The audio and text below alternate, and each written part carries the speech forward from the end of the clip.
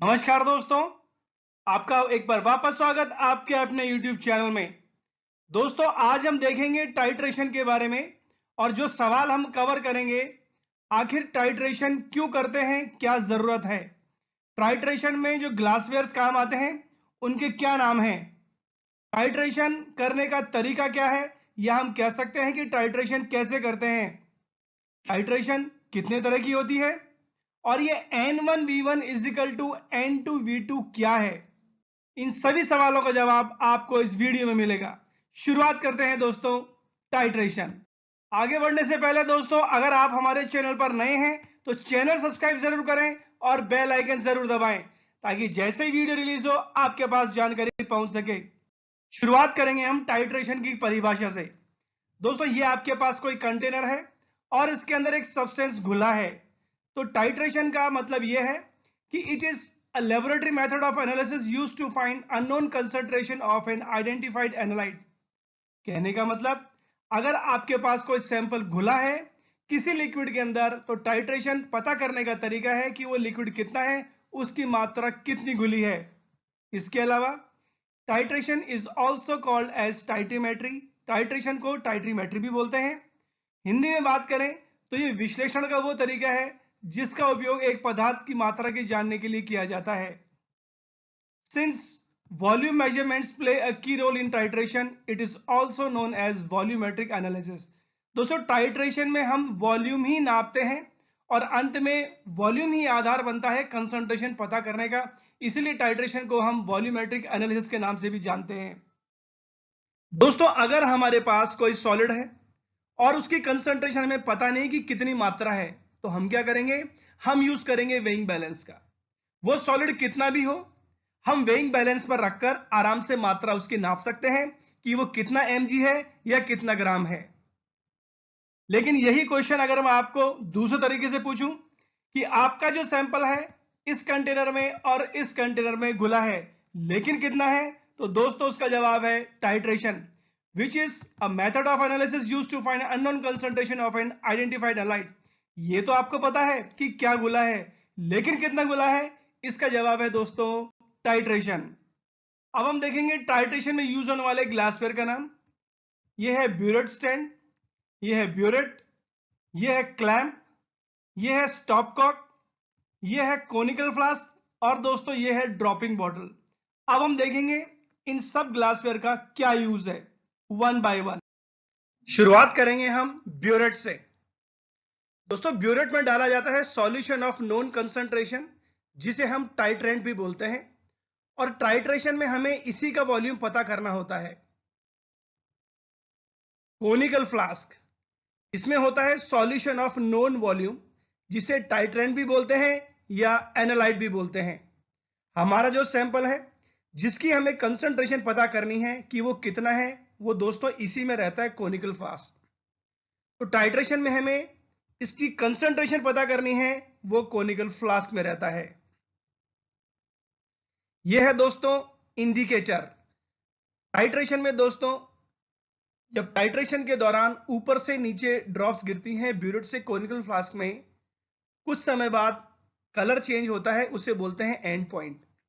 वो and point इसी की मदद से आता है जिसे बोलते हैं इंडिकेटर। ये इंडिकेटर टाइट्रेशन से पहले 2-4 ड्रॉप डाली जाती हैं और ये इंडिकेटर रिस्पॉन्सिबल होता है कलर चेंज के लिए, जिसे हम एंड पॉइंट बोलते हैं।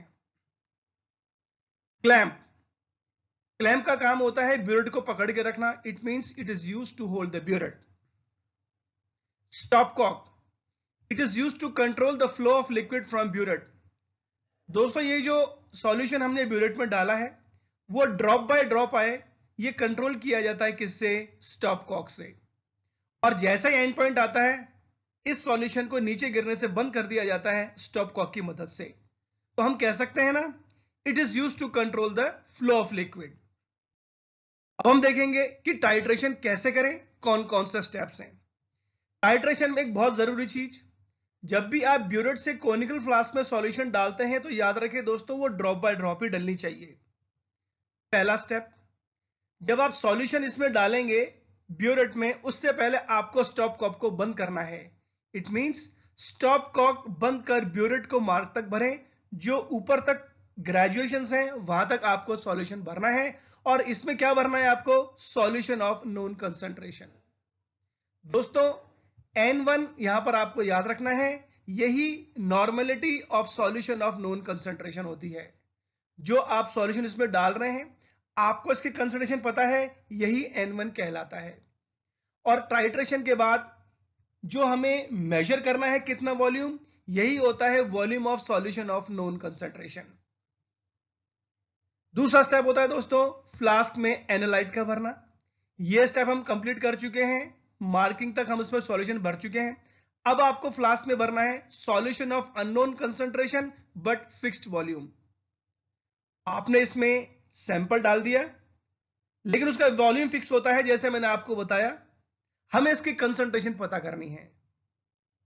तीसरा स्टेप, इसी फ्लास्क में दोस्तों आपको इंडिकेटर की कुछ ड्रॉप्स डालनी है ड्रॉपिंग बॉटल से। चौथा स्टेप, ब्यूरेट से फ्लास्क में ड्रॉप वाइज ऐड करें और साथ साथ फ्लास्क को हिलाते रहें जब तक कलर चेंज नहीं हो या जब तक कलर नहीं आए। जैसा आप देख पा रहे हैं, ब्यूरेट से सॉल्यूशन नीचे कोनिकल फ्लास्क में ड्रॉप बाय ड्रॉप आ रहा है। आपको साथ साथ हिलाना है टाइट्रेशन के दौरान, और जैसे ही कलर आए इसी समय आपको स्टॉप कॉप को बंद कर देना है और आपको वॉल्यूम नोट करना है V2। दोस्तों ये V2 क्या है? ये जो आपने सॉल्यूशन लिया है। अगले स्टेप में कलर आते ही आपको स्टॉप कॉप को बंद करना है, जैसे मैंने आपको बताया। और दोस्तों आपको नोट करना है, यही एंड पॉइंट होता है। ब्यूरेट का अब आपको वॉल्यूम नोट करना है। जहां पर एंड पॉइंट आया, कुछ मात्रा कम हुई होगी आपकी ब्यूरेट में से, आपको वही नोट करनी है। और दोस्तों वही V1 होता है। आपको फॉर्मूला अप्लाई करना है NV1 is equal to N2V2। मैं एक बार वापस याद दिला रहा हूं, हमारा मोटिव है कि हमने जो सैंपल लिया था जिसका एंड पॉइंट ऐसा आया, या फिर हम कह सकते हैं शुरू में हमने जो सैंपल यहां लिया था उसकी कंसंट्रेशन कितनी है, तो हमें इसी फॉर्मूले से पता करना है। इससे आपको मदद मिलेगी। जो हमारा एनालाइट था उसकी कंसंट्रेशन होती है N2। इसमें जो हमने सॉल्यूशन डाला था इसकी कंसंट्रेशन कहलाती है N1। इसका जो वॉल्यूम आया ब्यूरेट से यह कहलाता है V1। और यह है V2 जो आपने वॉल्यूम लिया जो फिक्स है। सवाल उठता है कि N ही क्यों यूज किया? तो दोस्तों जैसे सॉलिड को मैं नाप पाता हूं किलोग्राम में, मिलीग्राम में, इसी तरीके से कोई भी सॉलिड लिक्विड में कितना घुला है, या फिर मैं कह सकता हूं कि सॉल्युबिलिटी को एक्सप्रेस करने का अलग अलग तरीका होता है। उसमें एक तरीका होता है N, जिसे हम कहते हैं नॉर्मेलिटी। तो हम टाइट्रेशन में जो कंसंट्रेशन है हम नॉर्मेलिटी से एक्सप्रेस करते हैं, इसलिए हमने वर्ड यूज किया है N। तो दोस्तों अब इसे फॉर्मूले में कैसे लगाना है? इस तरीके से। ये रहा आपका N1 is equal to N2V2। एक बार वापस बता रहा हूं, N1 है normality of solution with known concentration जो आप ऊपर से डाल रहे हैं। V1 है volume of solution with known concentration, जैसे ही आपने एंड पॉइंट आया ऊपर से आपने नोट किया वही V1 है। N2 होता है normality of solution with unknown concentration, जो आपको पता करना है कि इसके अंदर कितना था। और volume of solution with unknown concentration जो फिक्स था, आपने टाइट्रेशन से पहले ही इस फ्लास्क में लिया था। तो दोस्तों इस तरीके से जो N2 है इसकी कंसंट्रेशन आप टाइट्रेशन से पता कर सकते हैं और आपका एक्सपेरिमेंट कंप्लीट हो जाएगा। उम्मीद है दोस्तों जानकारी पसंद आई होगी। ऐसे अपडेट लेकर दोबारा हाजिर होंगे। चैनल सब्सक्राइब जरूर करें और बेल आइकन जरूर दबाएं। सुरक्षित रहें। धन्यवाद। जय हिंद, जय भारत।